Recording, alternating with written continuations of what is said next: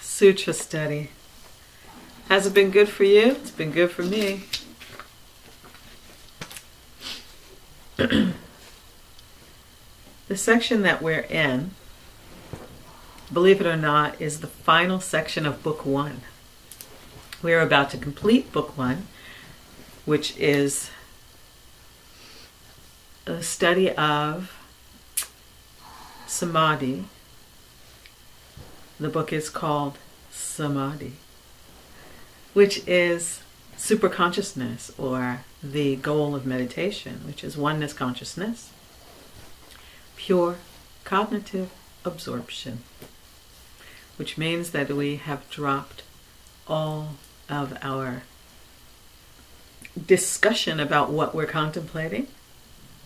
All coloring is removed, which means we no longer have intellectual ideas about what we are contemplating. We are in, I would say, communion with what we are contemplating, or communion in pure consciousness, communion in God, if that is your path.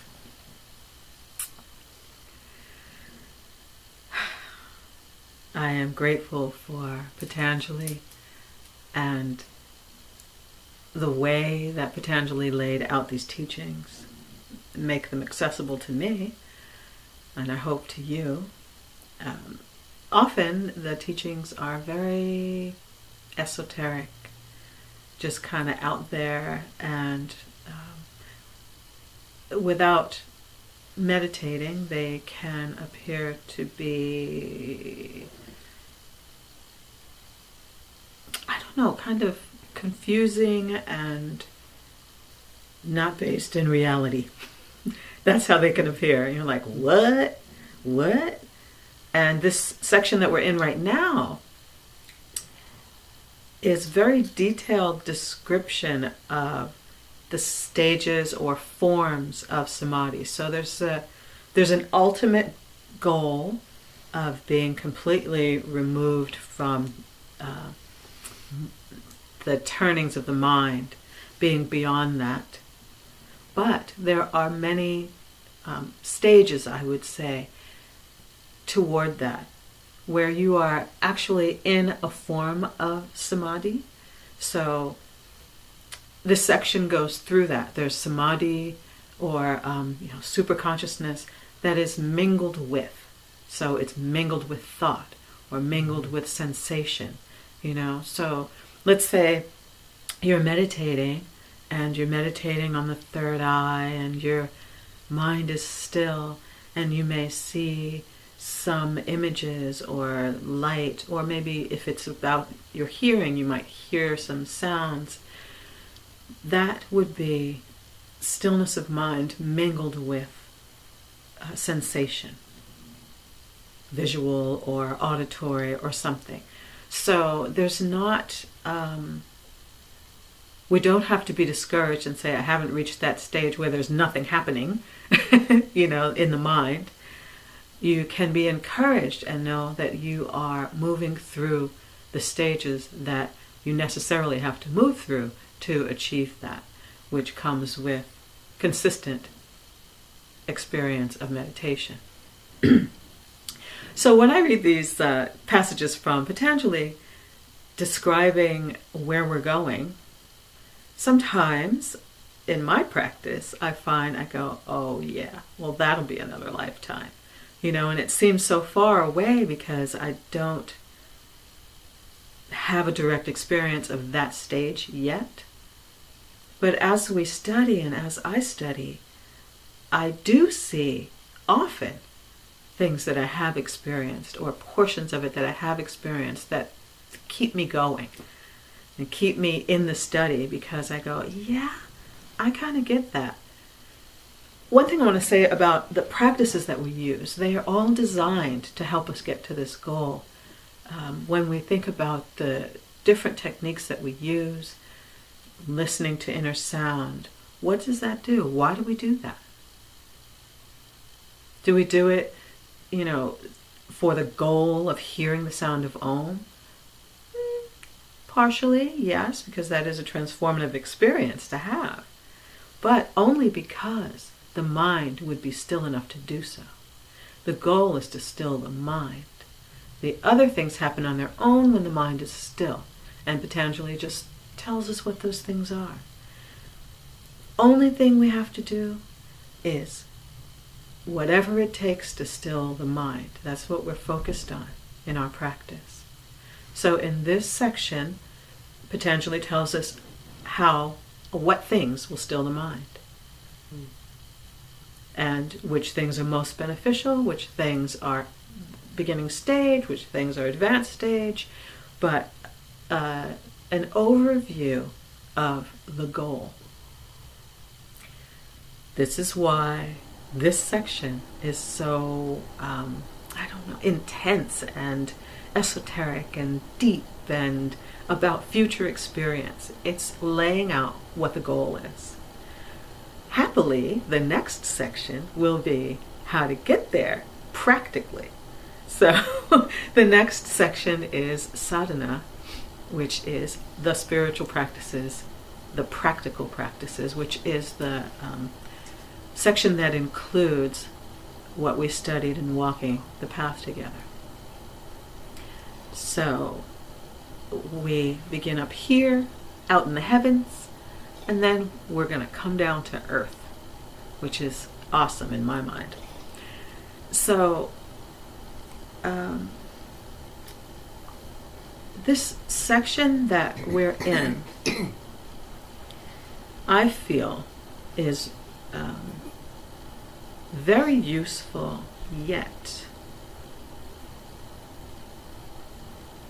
it deserves its own intense study, which I am going to save that intense study for a day when we're all together physically, so it will be part of a retreat, because it would be useful to have guided meditations around each of the stages so that you can kind of get a feel for it. Because intellectually, it has some usefulness, but in experience is when you really get it. So I'm going to mix that with meditation practice and guided meditation. So we'll get to that.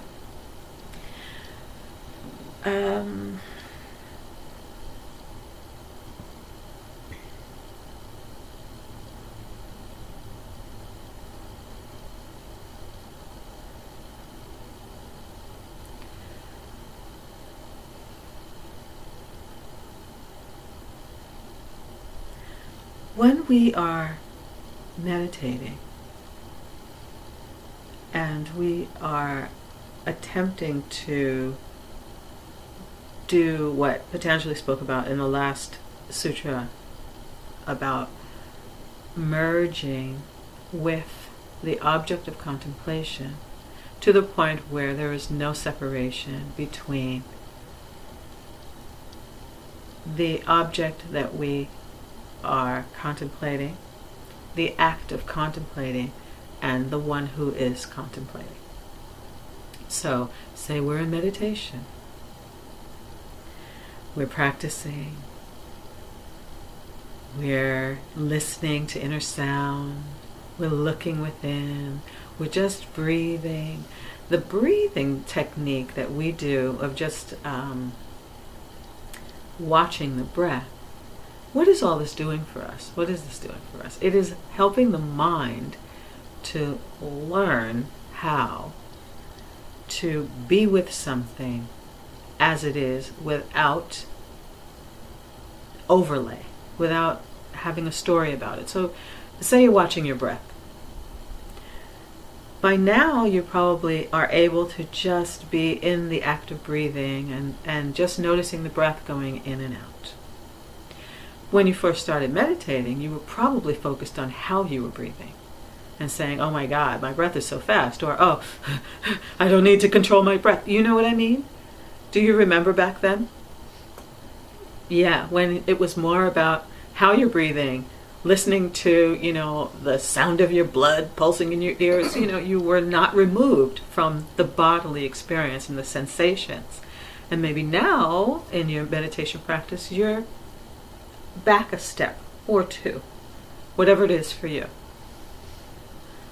This is what Patanjali is talking about when we get into, I don't really like to use the term higher stages. Maybe we could use deeper stages. I don't like the term advanced stages, because all of this is, makes you feel like you have to achieve something. And yes, we do have to achieve more and more discipline, more and more balance, more and more steadiness, more and more equanimity and non-attachment and all that stuff. Yes, we're trying to achieve something, but not like, I'm not where I need to be. I need to advance to here or to there. It's just going deeper, and it's just practicing more. And don't want to set you up with a hierarchy of practice. Otherwise then we start efforting too much, and then we lose the whole thing. Just like, when you're meditating and you try too hard, meditation does not come. You end up spinning your wheels. So, yes, I appreciate Patanjali so much. And if you were to, in the beginning of your practice, sit down with this book, Roy's book on meditation, or any of these, it would not really mean a whole lot, would it? It would mean, oh God, I can't read this stuff. That's what it would mean. But at this point, you have some experience on the ground, right? And your mind is absorbing these teachings, it's absorbing the experiences, and you're better able to understand these esoteric teachings because you're spending some time in the esoteric. Right? So, my point today is that we have gone through an overview of the goal of meditation practice in this section, which has been, months and months and months, maybe a year. Who's keeping track? Not me. And I believe that when we enter into this next section on the practical steps and how to live in the world and make way for still mind in action,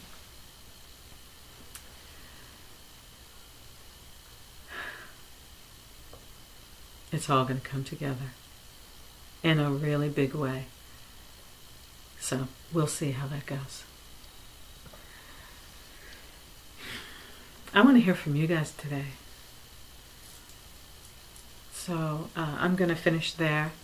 And I think next time I'll have a wrap up with the very last sutra in this section, and we'll launch into the next. Share, please, as you're ready.